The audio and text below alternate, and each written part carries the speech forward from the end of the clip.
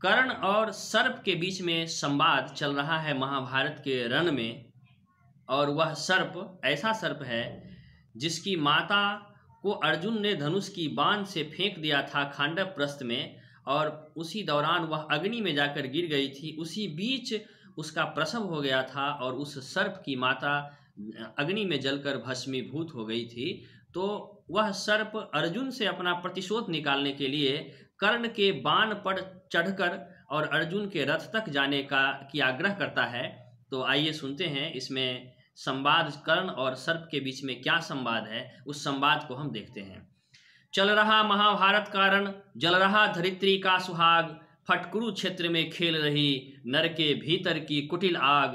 वाजियों गजों की लोथों में गिर रहे मनुज के छिन्न अंग, गत्वर गरे सुधर भूधर से लिए रक्त रंजित शरीर, थे जूझ रहे कौन्तेय कर्ण छन छन करते गर्जन गंभीर।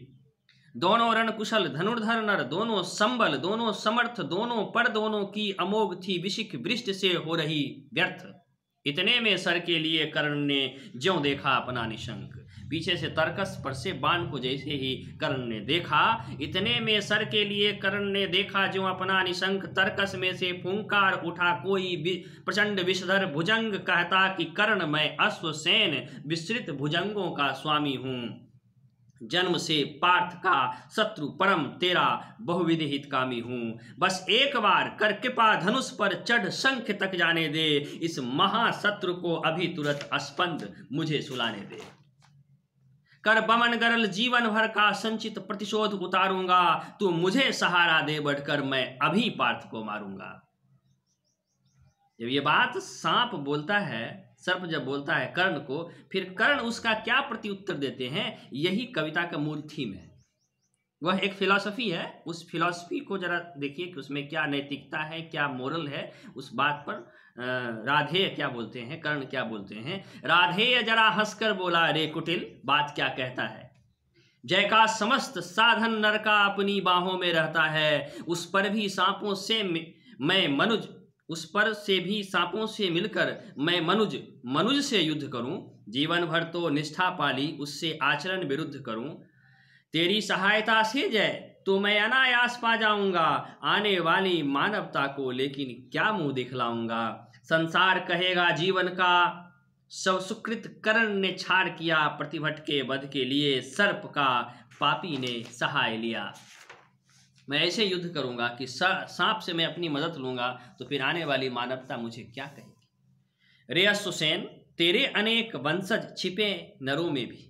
सांपों के अनेक क्वालिटी, अनेक वैरायटी रामधारी से दिनकर यहाँ कहना चाहते हैं कर्ण के माध्यम से कि वेरियस टाइप ऑफ सर्प्स, अनेक प्रकार के सांपों की वैरायटी मनुष्यों में भी पाई जाती है। कई तरह के सांप मनुष्य भी होते हैं। तो मनुष्यों में किस किस प्रकार के सांप होते हैं उसके विषय में बताते हैं। कर्ण कहता है सांप को कि रे अश्वसेन तेरे अनेक वंशज हैं, छिपे नरों में भी, सीमित वन में ही नहीं बसते पुरगाम घरों में भी। ये नरभुजंग, ऐसे सांप जो मनुष्य हैं, ऐसे मनुष्य जो सांप हैं, ये नरभुजंग मानवता का पथ कठिन बहुत कर देते हैं। प्रतिबल के वध के लिए नीच सहाय सर्प का लेते हैं। ऐसा न हो कि इन सांपों में मेरा भी उज्ज्वल नाम चढ़े, पाकर मेरा आदर्श और कुछ नरता का यह पाप बढ़े। अर्जुन है मेरा शत्रु किंतु वह सर्प नहीं नर ही तो है। अब यहाँ पर कितनी दार्शनिकता और नैतिकता है कि अर्जुन कर्ण का शत्रु है लेकिन फिर भी वह मनुष्य ही है। अर्जुन है मेरा शत्रु किंतु वह सर्प नहीं नर ही तो है। संघर्ष सनातन नहीं शत्रुता इस जीवन भर ही तो है। अब सनातन शत्रुता सब दिन के लिए नहीं है, यहाँ एक आध्यात्मिकता है और पुनर्जन्म के विषय में विश्वास है।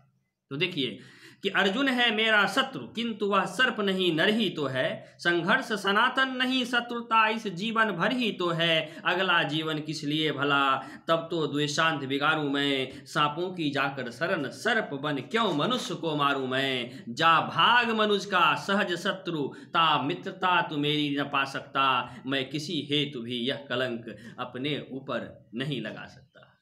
धन्यवाद।